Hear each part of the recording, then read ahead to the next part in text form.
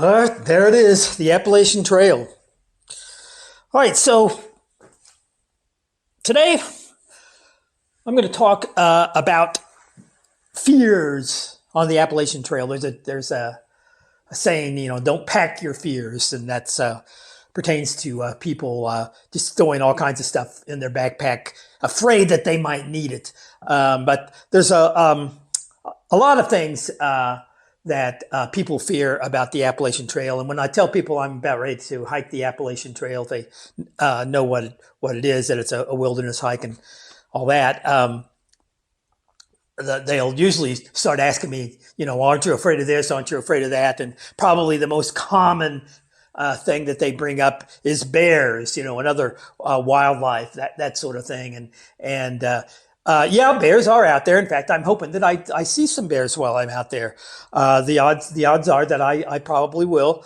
But bears, the human bear equation, whenever there's a problem, it's usually the human factor that is the cause of that problem, and people not doing what they're supposed to be doing and not respecting the bears in their home.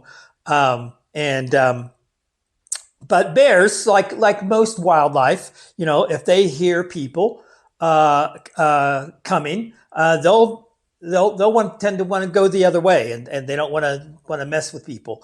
The only problem is when people haven't taken care of their food and done what they're supposed to be doing while they're out there on the trail. If bears start to associate people with food, well, then they can become a problem. And then probably the next thing to be aware of, if you're just not aware of your surroundings and you happen to come between a mother bear and her cubs, that can be a very serious situation. But in general, no, I'm not really worried about bears. Or really much of any wildlife. I think moose tend to be a bit more aggressive than bear, and I won't probably see any moose until possibly once I get toward the end of the trail in northern New England, especially in Maine. I think they have a lot of moose, but the odds of me seeing them are, I think, much less likely than me seeing a bear. And then of course, there's like snakes. There are indeed rattlesnakes out there. And among other poisonous snakes, water moccasins, that sort of thing. I probably will see lots of snakes, actually. I may or may not see a rattlesnake, but I think there's a pretty good chance that I will. And just like all other wildlife, if they hear people coming, they are not going to be stalking you down the trail. They, not going to see, there's a person, let me follow him down the trail and I'll bite him with my nasty fangs and he'll be dead in 5 minutes, because that's the way it is on TV and in the movies.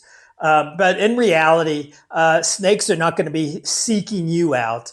The only time that you're likely to be bitten by a snake is if you happen to accidentally sneak up on it. If you're not aware of your surroundings and sneak up on it and surprise it, then it might strike. And then it may or may not even be a venomous snake. And even if it is, unlike, what you see on TV and in the movies, you're not likely to die from a rattlesnake bite. It won't be pleasant, I'm sure, but it's not something that I'm worried about causing my death on the trail or anything like that. So now, there is probably a creature out there that I am definitely concerned about, but it's probably among the smallest of them all, and that is ticks. I know that when I've done other hikes, many times when I've been out in the woods, I've picked up an annoying tick. And that sort of thing. And a tick bite is not pleasant and can be difficult, getting a tick off of your body if you don't know how to do it. That in itself is not a problem. It's the Lyme disease that they carry that could end up ending your hike, if not taking you off the trail for a time while you recuperate from your Lyme disease. So that's probably, of all the creatures out there, that's probably the one that I'm most, if I could say I'm afraid of them, that's probably the one that I fear the most, or at least the most concerned about. Now, I don't like mosquitoes either, but as far as I know, there aren't any cases of malaria on the Appalachian Trail. So I'm not worried about getting malaria from a mosquito, but mosquitoes are just plain annoying, really more so than ticks. It's the little ones that bother me. So now, the next thing that comes up, and I think probably if you're a woman, probably the first thing that people bring up is, aren't you afraid, being out there on the trail all by yourself, that some creepy person isn't going to come up and do some creepy things? And there are creepy people, and it has happened. There have been some homicides on the trail, but okay, I've done some reading. I can't cite any particular reference, but the way I understand it, the homicide rate, is much lower on the Appalachian Trail than anywhere else in the United States. So actually, if you're worried about a creepy person coming up and doing something creepy to you and killing you or something, Jack the Ripper or something, you're safer on the trail than you are probably where you are right now. So no, I'm not really concerned about that. Now, you want to be smart, aware of your surroundings, and especially if you are a woman. I don't think there's going to be a lot of creepy people, coming up to me, trying to make a move on me or something. So that might be nice, but nope, not going to happen to me, I don't think. So I'm not concerned about that. And then the next thing, just being out in the wilderness,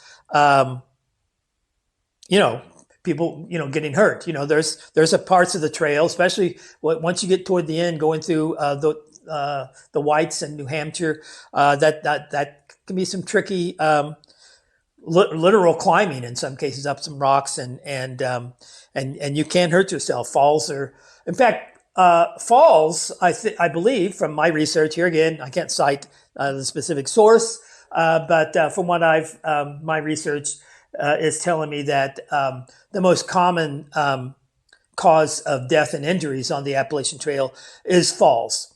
And then I think the next most common is drowning during water crossings, possibly. But falling, especially, I hate to say this, but I'll own it, especially when you're my age. When you're older, your sense of balance and things like that aren't quite as good. So yeah, now that's something that I am concerned about. And in fact, if you watched the end of my hike of the Camino de Santiago, fortunately, at the very end of my very last day is when this occurred. But and in fact, I was walking along a sidewalk, and I think I was probably messing with my phone and not really paying attention to where I was walking, hit the edge of a curb and twisted my ankle really bad. And so there'll be a lot more chances of me doing something like that on the Appalachian Trail. So yeah, I am very much aware of that, and I'm going to be very careful to avoid something like that. I think that's much more likely to happen than me, having a fatal fall down a cliff or something, or off a rock. Although that is a possibility, and that's the way most fatalities and injuries happen on the trail, I guess. So that is something that I want to be aware of. What's another? And this general health in general, not just injuries, but staying healthy. Another thing that you've got to watch out for is the norovirus on the Appalachian Trail, especially if you're staying in shelters along the way. And the way I understand it, through the Smokies, you're obliged to stay in shelters so long as there's room in the shelters. And when you get people crowded like that, the way I understand it, here again, can't cite my source, but my research is telling me that the Smoky Mountains are where the most common occurrences of the norovirus happen, although it can happen anywhere. And so it's just a matter of watching your personal hygiene and things like that to avoid that. What are some other fears? I know probably the thing that I'm most concerned about possibly causing an end to my hike is just sort of my own mindset. I'm not worried about I'm ready to embrace the suck, and that brings up sort of like another, just the nature itself, the environment, the weather conditions and those sorts of things. I'll definitely be hiking through some rain, possibly some thunderstorms, thunderstorms and lightning and that sort of thing, and possibly even some heavy snows in the Smokies, because I'm starting the trail a little bit early. I'm actually starting in the bubble. That wasn't really my plan, but because of the way my calendar is working out next year, I'm sort of obliged to. I won't be returning from a trip to Australia and New Zealand until March 9th or 10th, and so I'll be starting the trail then on March 12th, officially starting the trail. And the reason I'm starting that early is because I've got some other things that I need to be doing toward the end of the summer, and so I need to be off the trail by the end of July, and I want to give myself plenty of time. So I will be heading off kind of early, and so there's a chance that the weather could be kind of gnarly and snowy in the Smoky Mountains. But like I said, almost certainly some rain, probably some heavy thunderstorms. And when you're up on a high peak and there's lightning, that's something to be aware of and respect, and get to lower ground if you can.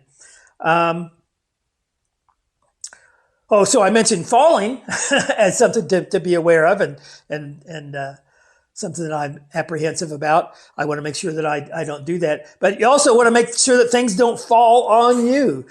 You're out there in the wilderness when you're picking a site to set up your tent. You want to look around.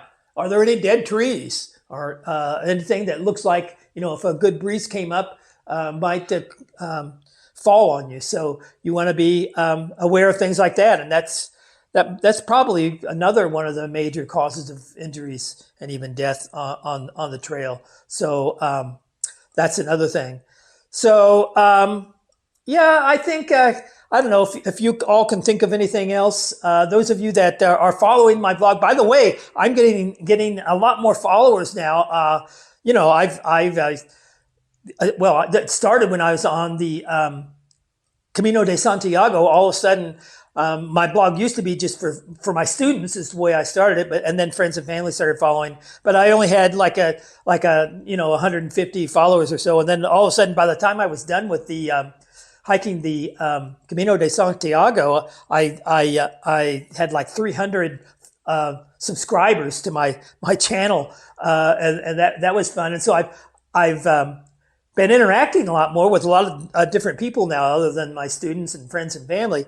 And my channel, has the audience for my channel has evolved quite a bit, and I'm actually kind of enjoying that. So if you've been watching my videos, or if this is the very first one and you're finding it at all interesting, hit the subscribe button, because I'm now, I think I've got like around 700 subscribers right now. And although I'm not really sure of all everything there is to know about YouTube, but I think that if I just got a few more subscribers, I would be eligible to monetize my channel or something, and that would be kind of cool if I could actually make a little bit of money while I'm on the trail. Oh, that's another fear that I think some people, fortunately, I'm in a position where I don't have to worry about it too much.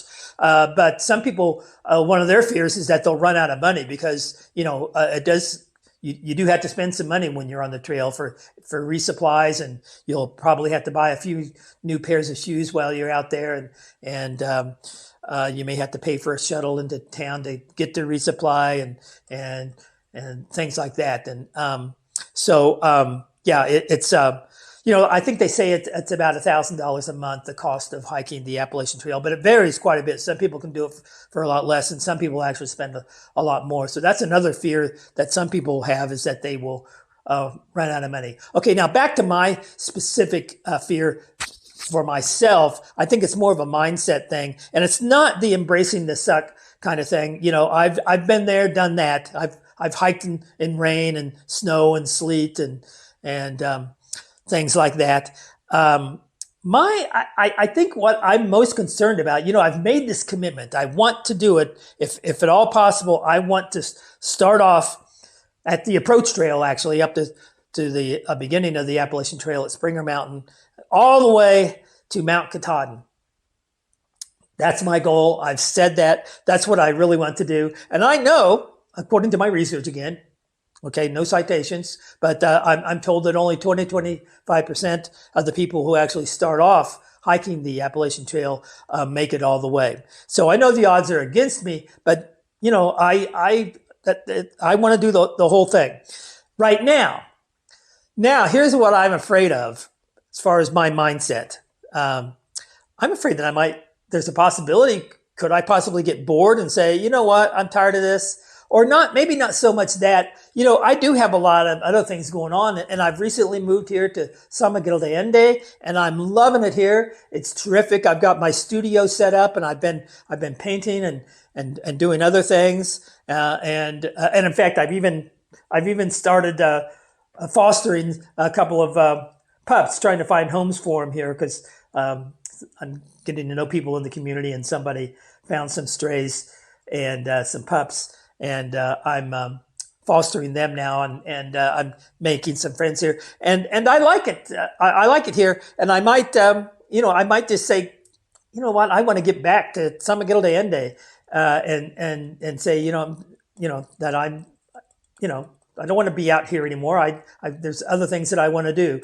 That's probably, if something takes me off the trail, I'm afraid that might be it. So.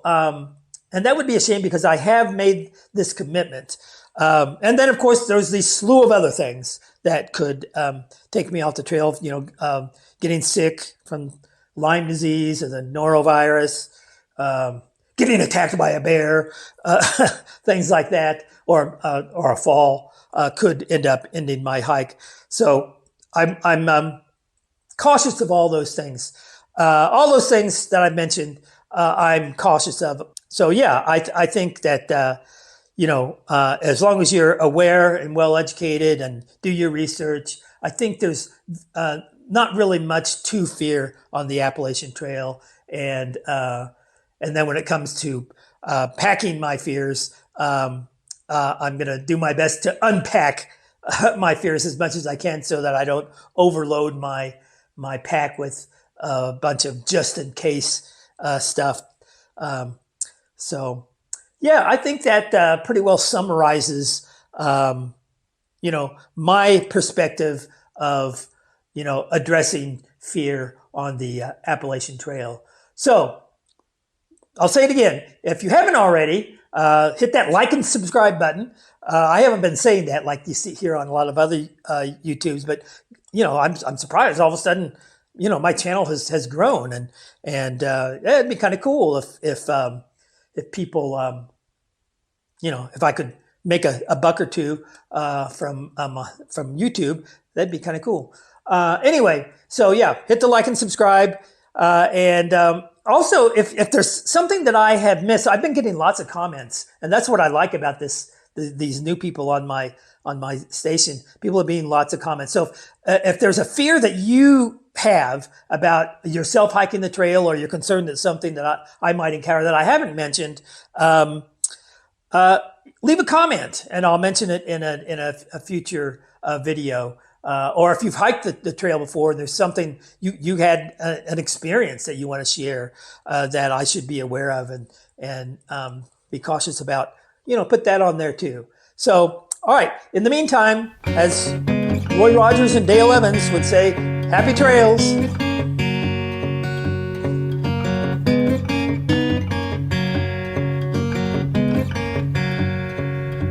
Some folks measure their success by the labels in their suits.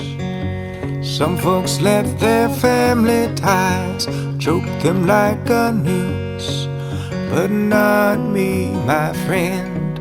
No, not me, my friend. No, no, not me. Not me. We all got to die, and when it's my time, I'm gonna die living.